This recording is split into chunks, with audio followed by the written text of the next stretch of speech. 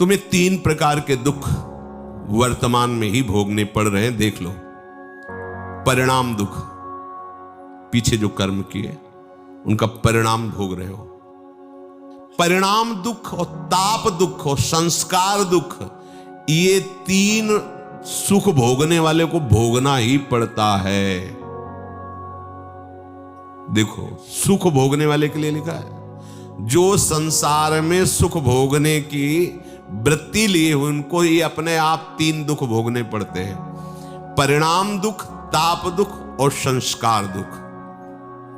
संपूर्ण विषय भोग आरंभ में सुख रूप सबको प्रतीत होते हैं।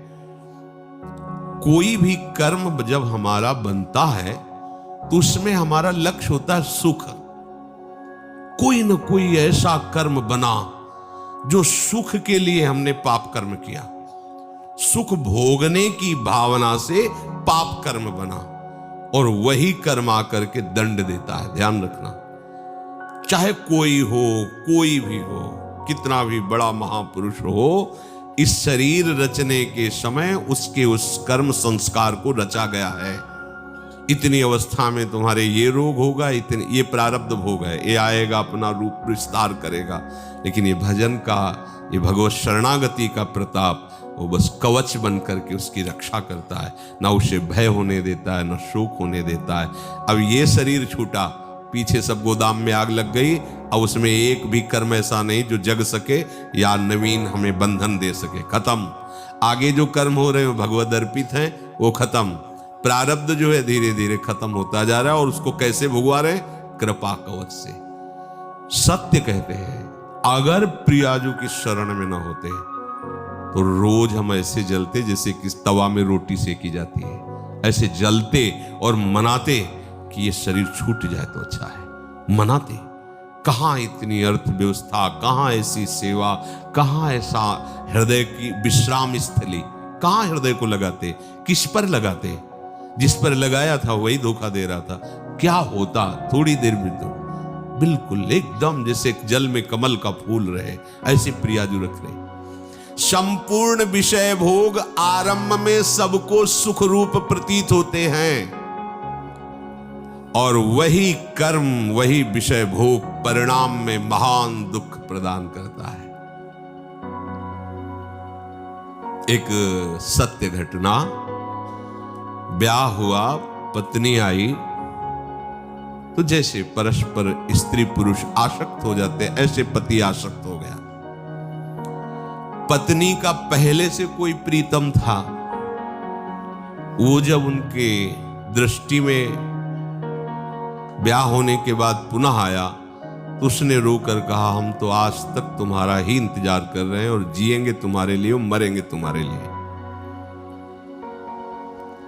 अब ये तुम सोचो कि तुम्हारा प्यार कैसा है। तो उसने कहा, इस बार हिसाब हो जाएगा, हम मायके आ रहे हैं, वहीं बुलवाएंगे इनको। मायके गए और वहां से फोन किया कि आपके बिना हमारा दिन नहीं कट रहा, माता पिता तुरंत भेजेंगे नहीं, आप 1-2 दिन के लिए आ जाएंगे। वो जो बहुत ज्यादा चिपकती है, नाक मुंह में लगा दिया उसको, फेब्रिक है, और उससे हाँ क्विक क्या, हाँ वही नाक जैसे खवा पिया के लेटा दिया, और मित्र को बुला लिया और नाक में और मुंह में वही भर दी। वो मिनट में एकदम जाम गए।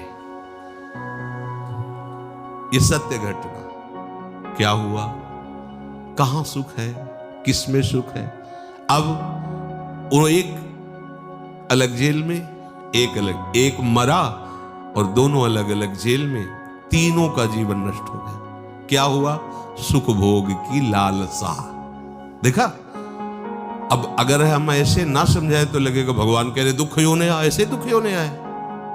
धर्म से चलोगे, भगवत भजन करोगे, धर्म के निर्वाह के लिए विषय स्वीकार करोगे, तो आप सदैव सुखी रहोगे, इस लोक में भी और परलोक में। धर्म विरुद्ध आचरण करोगे, सुख भोग के लिए भगवान की आज्ञा को उल्लंघन करोगे, तो न यहां सुख पाओगे न वहां सुख पाओगे। लिख लो ये बात, आज भले मुस्कुरा लो, कल मुस्कुराहट में जहर होगा।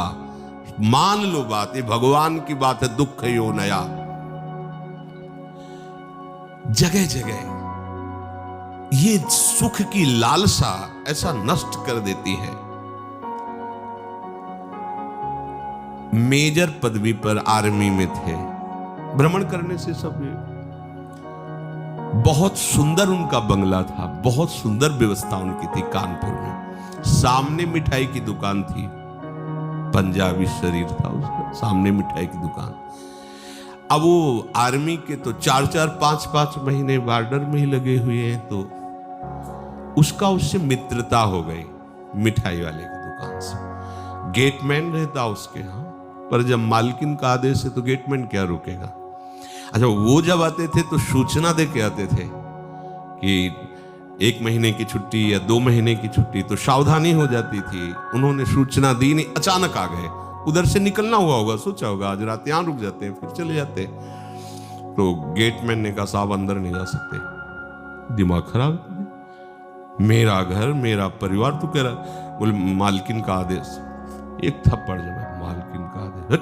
अब गेटमैन की कितनी ताकत, जैसा सिखाया गया था वैसा, और उसको तो पता नहीं था। वो अंदर जाके तो उसने कहा ऐसा तो हम सोच भी नहीं सकते थे कि आप दोनों थे, दोनों ने मिलकर उसको वही मार दिया, आर्मी के मेजर को, और गाड़ दिया वही बड़ा ऐसा मकान। वैसे वो पहुंचा नहीं, वहां सरकारी जांच हुई, कहां से कैसे क्या पता चला। 1 दिन के लिए घर गया था, वहां से फोर्स आया, गेटमैन से पूछा तो उनकी पिटाई एक अलग कोटि की होती है। वो 1 मिनट में बता, हाँ साहब आए थे, अंदर जाते देखा, बाहर निकलते नहीं देखा। अंदर से जब पिटाई शुरू हुई अंदर वालों की, उन्होंने बता दिया तुम्हें मेजर साहब गड़े हुए हैं। क्या हुआ, भयंकर तीनों को कष्ट। एक को पत्नी के राग में मृत्यु दंड मिला, मार दिया ना दोनों ने मिलकर, और दोनों को ऐसे सरकारी आदमी के मारने के लिए उनको दोनों को सजा मिली। क्या सुख, दुख ही होना यहां। और ये कार्य कैसे हुआ था, सुख भोगने के लिए। जितना भी आप धर्म रहित आचरण करेंगे कहीं भी त्रिकाल में, ये तो ब्याज हुआ उस कर्म का। परिणाम जो आएगा वो तो आगे मिलेगा। बड़ी जेल है नरक, ये छोटी जेल है यहाँ की। यहाँ जो डंडा चलते हैं, फांसी मिलती या और जो भी कष्ट, ये ऐसा मान लो कि ब्याज मिलता है, और मूल हिसाब तो आपको बड़ी नरक में मिलेगा, जो यमराज के दरबार की, यहाँ के जेलर यमराज है, वहां जो मिलता है। वहां ऐसा नहीं होता कि 10-5 कोड़े मार दो या 10-5 साल की जेल दे दो। एक एक कष्ट को कल्प कल्प तक भोगने के लिए दंड दे दिया जाता है। अब जीव है, वहां मरना तो है नहीं, यातना देह में पड़ा भोगता रहता है। दुख यो नया भगवान के वचन है, इसलिए ये परिणाम दुख है। धर्म विरुद्ध आचरण, भागवती आदेश के विरुद्ध आचरण करोगे, कभी भी कहीं भी सुखी नहीं हो सकते, चाहे जितना दान पुण्य कर लो। दान पुण्य एक अलग कर्म हो गया, और वो पाप कर्म एक अलग कर। अगर कट सकता है तो एक ही काट सकते हैं, वो केवल भगवान है। मामेवि प्रपद्यन्ते माया में ताम, वो कह रहे हैं हम त्वाम सर्व पापेभ्यो मोक्षयिष्यामि मा शुचा।